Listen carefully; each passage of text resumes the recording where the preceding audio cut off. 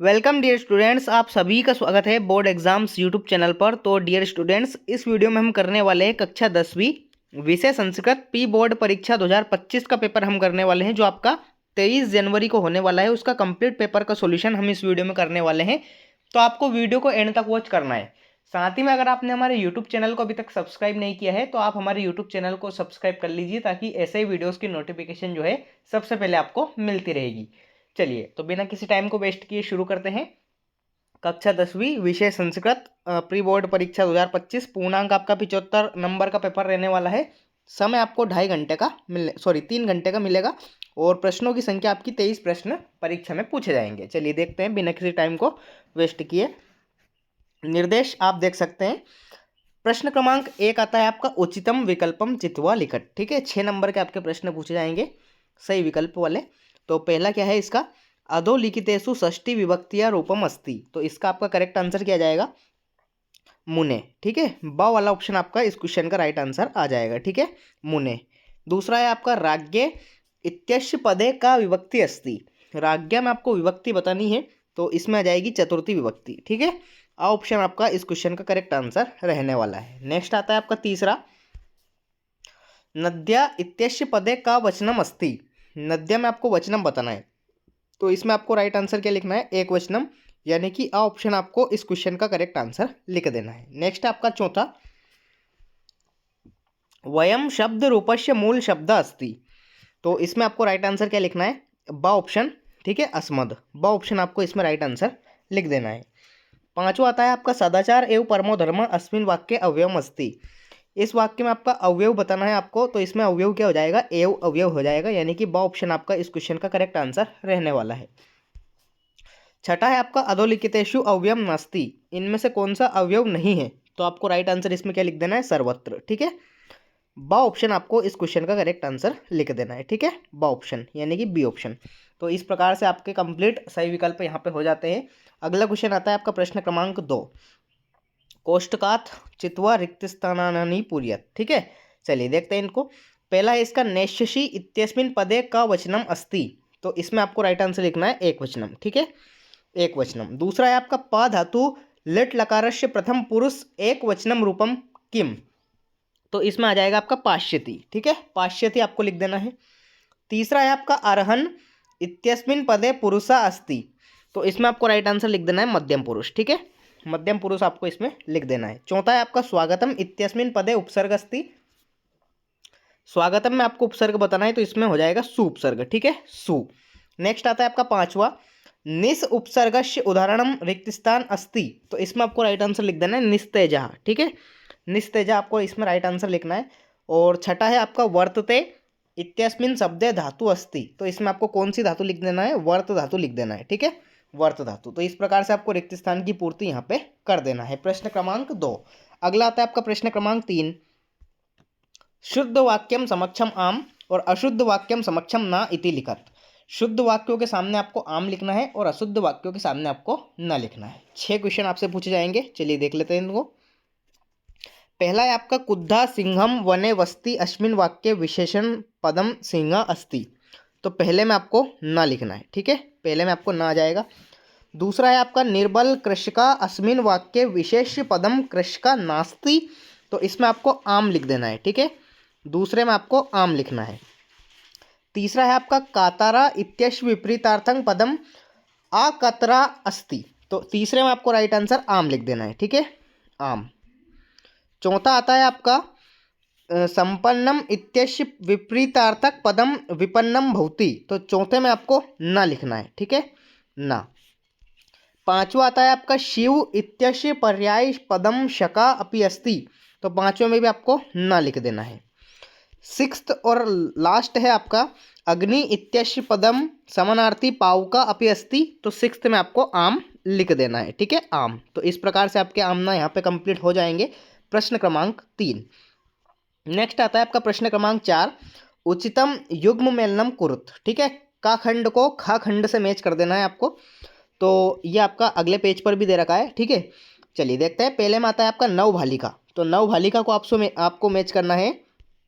Next page पर आपका दे रखा है कर्मधारयी समास। तो नवभालिका को आपको मैच करना है कर्मधारयी समास से। ठीक है, नेक्स्ट दूसरा है आपका द्वंद्व समास। तो द्वंद्व समास को आपको मैच करना है पितरों से, क्योंकि द्वंद्व समास का उदाहरण क्या हो जाएगा, पितरों। शरण प्राप्ता, तो शरण प्राप्ता को आपको यहाँ पे दे रखा है शरणम प्राप्ता, तीसरे में आपको ये वाला लिख देना है शरणम प्राप्ता। चौथा आता है आपका मनोरथा। मनोरथा में आपको संधि बतानी है, तो मनोरथा में आपकी विसर्ग संधि हो जाएगी, ठीक है, विसर्ग संधि। उमेशा, उमेशा का संधि विच्छेद आपको बताना है, तो उमा धन ईशा, ठीक है। और वागीशा की संधि विच्छेद क्या हो जाएगा, वाक धन ईशा, ठीक है। इससे आपको मैच कर देना है। तो इस प्रकार से आपकी कंप्लीट जोड़ी यहाँ पे समाप्त हो जाती है। अगला प्रश्न आता है आपका प्रश्न क्रमांक 5, एक पदेन उत्तरम लिखत, ठीक है। 6 क्वेश्चन आपके पूछे गए हैं, चलिए इनके उत्तर भी मैं आपको बता देता हूँ। पहला है आपका अहम कस्मे जीवनम काम्ये, तो पहले में आपको राइट आंसर लिखना है मानवाई। क्या लिखना है, मानवाई, ठीक है, मानवाई आपको पहले में राइट आंसर लिख देना है। दूसरा है आपका गुणी किम वेत्ति, तो गुणी गुणम वेत्ति, दूसरे में आपको राइट आंसर क्या लिखना है, गुणम। तीसरा आता है आपका का पिपासिता भ्रियते, तो तीसरे में आपको राइट आंसर लिखना है चाटका। क्या लिखना है, चाटका, ठीक है, चाटका। नेक्स्ट है आपका चौथा, आदाय अस्मिन पदे का प्रत्यय अस्ति। आदाय में आपको प्रत्यय बताना है, तो आदाय में ल्यप प्रत्यय हो जाएगा। कौन सा प्रत्यय, ल्यप प्रत्यय, ठीक है। नेक्स्ट है आपका पांचवा, वर्तमान इत्यस्मिन पदे का प्रत्यय अस्ति। वर्तमान में आपको प्रत्यय बताना है, तो इसमें आपको शानच प्रत्यय लिख देना है। क्या लिखना है, सानच प्रत्यय, ठीक है, सानच आपको इसमें राइट आंसर लिख देना है।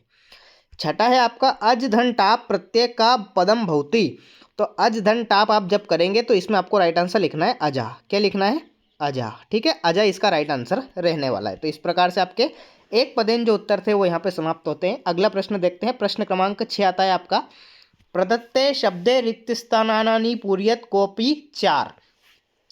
कोष्टक में से देख देख कर आपको रिक्त स्थान की पूर्ति करना है, और कोई से भी आपको 4 करना है, लेकिन मैं आपको यहाँ पे 6 के 6 बता देता हूँ ताकि आपको कोई दिक्कत ना आए। चलिए देखते हैं। पहला है आपका सर्वेशाम एव महत्वम विदते, तो पहले में आपको लिखना है यथा समयम, ठीक है, पहले में आपको लिख देना है यथा समयम। दूसरा है आपका चौरस्य रिक्त स्थान प्रबुद्धा अतिथि, तो दूसरे में आपको लिखना है आरक्षी, ठीक है, दूसरे वाले में आपको आरक्षी लिख देना है। तीसरा आता है आपका पिता पुत्राय वाल्य रिक्त स्थान यच्छति, तो तीसरे में आपको राइट आंसर लिख देना है विद्या। क्या लिख देना है, विद्या। चौथा आता है आपका रिक्त स्थान प्राणिना भूकंपेन निहंते, तो चौथे में आपको राइट आंसर क्या लिखना है, पाद ध्वनिना, ठीक है, चौथे में आपको राइट आंसर लिखना है पाद ध्वनिना। पांचवा है आपका चौरा रिक्त स्थान आसित, तो पांचवें में आपको लिखना है विवशा, ठीक है, विवशा। और छठा है आपका बुद्धिमती रिक्त स्थान पुत्रो प्रहतवती, तो छठे में आपको राइट आंसर लिख देना है चपेटिया, ठीक है। इस प्रकार से आपको रिक्त स्थान की पूर्ति कर देना है। अगला प्रश्न आता है आपका प्रश्न क्रमांक 7, अधोलिखितानि वाक्यानि कम का प्रतिखत्यति कॉपी दो। किसने किससे कहा ये आपको बताना है, कोई से भी दो, ठीक है। तो मैं आपको कोई से भी दो बता देता हूँ। ये हो जाएगा आपका पहला, दूसरा, तीसरा। तो मैं आपको दूसरा और तीसरा बता देता हूँ, ठीक है। पहला आप आपके अकॉर्डिंग कर लीजिए आप चाहें तो, नहीं तो मैं आपको, क्योंकि इसमें दोनों करना है कॉपी दो, इसलिए मैं आपको दो बता देता हूँ। अहम वनराजा किम भयम न जायते, ये किसने किससे कहा था, तो ये शेर ने कहा था, यानी कि सिंहा ने कहा था। किससे, एकम वानरम से, ठीक है, एक कहा वानरम, ठीक है, शेर ने एक बंदर से कहा था ये। तो दूसरे वाले में आपको राइट आंसर लिख देना है सिंहा ने कहा था ये एक कहा वानरम से। नेक्स्ट है आपका दूसरा वाला, मम नृत्यम तु प्रकृते आराधना, तो ये मोर ने कहा था, ठीक है। मयूरा, मयूरा ने कहा था ये कोए से, तो मयूरा ने कहा था किससे, काकम से, ठीक है, काकम। तो इस प्रकार से आपको लिख देना है। अगला प्रश्न आता है आपका प्रश्न क्रमांक 8वां, वाच्य परिवर्तनम कुरुत कॉपी दो। कोई से भी दो आपको वाच्य परिवर्तन करना है। मैं आपको पहले दूसरा ही बता देता हूँ। पहला है आपका अहम चंद्रा पश्यामी, तो अहम की जगह आपको लिखना है मया, ठीक है। चंद्रम की जगह आपको लिखना है चंद्रहा, ठीक है, ये तो चंद्रा ही रहेगा। और पश्यामी की जगह आपको लिखना है पश्यते। क्या लिखना है, पश्यते। तो इस प्रकार से ये कर्मवाच्य में परिवर्तित हो जाता है, मया चंद्रम पश्यते।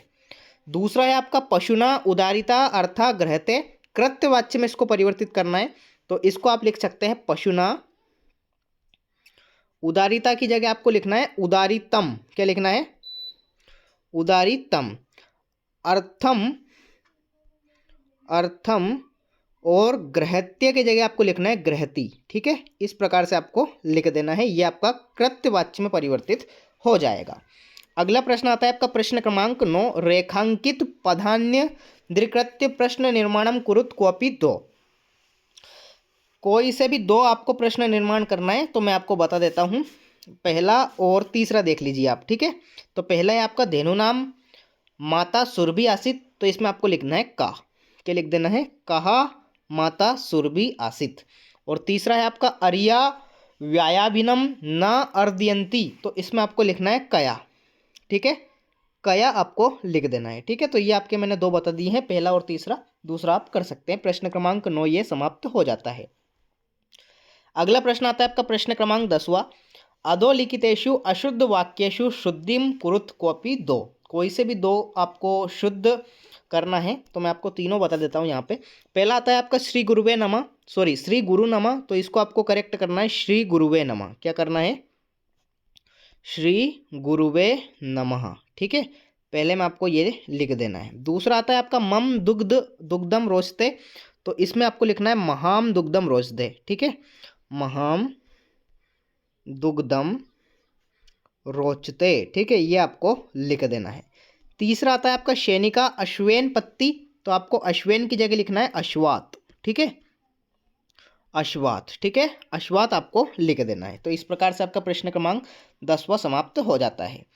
प्रश्न क्रमांक 11वां और प्रश्न क्रमांक 12वां आप देख लीजिए, इनके उत्तर मैं आपको अभी बताने वाला हूँ, ठीक है। प्रश्न क्रमांक 11 और 12 आपकी स्क्रीन पर है। तो प्रश्न क्रमांक 10वें का उत्तर मैं आपको ऑलरेडी बता चुका हूँ।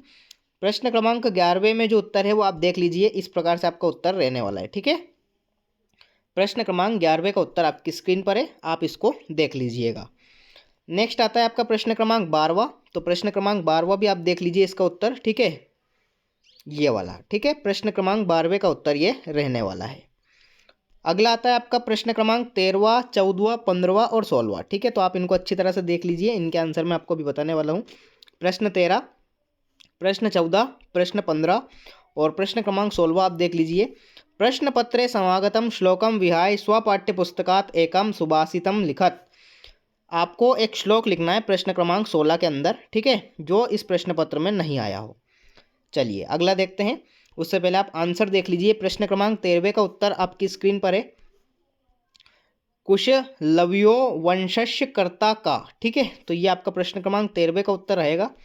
अगला आता है आपका प्रश्न क्रमांक 14वें का उत्तर, ठीक है, लोके महतो भया का मुच्यते, तो ये आपका प्रश्न क्रमांक 14वें का उत्तर रहने वाला है। अगला आता है आपका प्रश्न क्रमांक 15वें का उत्तर, कृषका वलिवर्धाभ्याम क्षेत्रकर्षणम करोति स्म, ये आपका प्रश्न क्रमांक 15वें का उत्तर रहने वाला है। और एक श्लोक जो आपसे पूछा गया था, तो ये वाला आप लिख सकते हैं, संपत्तो च विपत्तो च, ये वाला, ठीक है, ये प्रश्न क्रमांक 16वें का उत्तर रहने वाला है। अगला प्रश्न आता है आपका प्रश्न क्रमांक 17वां, प्रदत्त वाक्य घटना क्रम अनुसार लिखत, ठीक है। घटना के क्रम के अनुसार आपको जमा के लिखना है, इसको कौन से नंबर पे कौन सा आएगा, ठीक है। तो आपके 4 दे रखे हैं, तो मैं आपको बता देता हूँ। पहले नंबर को आपको ये वाला लिखना है, ठीक है, पहले नंबर पर आपको ये वाला लिख देना है। दूसरे नंबर पर आपको ये वाला लिख देना है। तीसरे नंबर पे आपको दूसरा वाला लिख देना है और चौथे नंबर पे आपको पहले वाला लिख देना है, ठीक है। तो इस प्रकार से आपको लिख देना है, नीचे से 1 2 3 4, इस प्रकार से आपको लिख देना है प्रश्न क्रमांक 17वें के अंदर। प्रश्न क्रमांक 18वां आता है आपका, अधोलिखित गद्यांशम पठित्वा प्रश्न नाम उत्तराणी संस्कृत भाषायाम लिखत। आपको एक गद्यांश दे रखा है प्रश्न क्रमांक 18वें के अंदर, आपको इसको अच्छी तरह से पढ़ना है और नीचे दिए गए 3 प्रश्नों के उत्तर आपको संस्कृत भाषा में लिखना है। इनके उत्तर जो है आपको इसी गद्यांश में से देखने को मिल जाएंगे, इसलिए आप गद्यांश को अच्छी तरह से पढ़ लीजिए और इनके उत्तर आप लिख लीजिए, ठीक है। प्रश्न क्रमांक 18वें का जो उत्तर है वो आप देख लीजिए, 3 प्रश्न आपसे पूछे गए थे, ठीक है, ये उनके उत्तर हो जाएंगे, ठीक है। प्रश्न क्रमांक 18वें के इनके 3 प्रश्न जो आपसे पूछे गए थे उनके उत्तर यहाँ पे दे रखे हैं। इसका अथवा वाला भी आप कर सकते हैं, ठीक है, ये वाला भी आप कर सकते हैं, वैसे आप ऊपर वाला कर लीजिए, इसका अथवा वाला भी आप कर सकते हैं प्रश्न क्रमांक 18वें के अथवा का, ठीक है। ये भी आपको एक गद्यांश दे रखा है, इसमें आपको उत्तर देने हैं।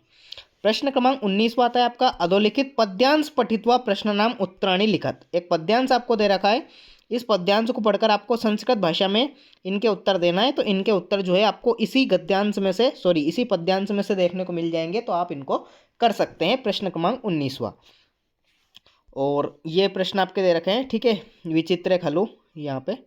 प्रश्न क्रमांक 19 का अथवा वाला भी आप देख लीजिए, ये वाला 19 पे का अथवा है, आप दोनों में से कोई सा भी एक कर सकते हैं।